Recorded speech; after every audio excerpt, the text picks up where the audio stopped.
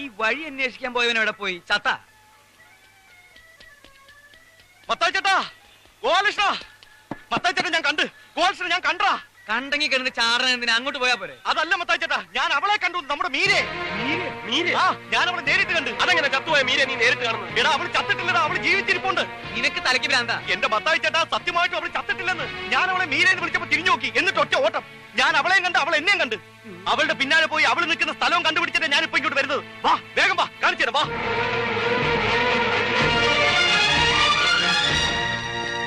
നിൽക്കുന്നു.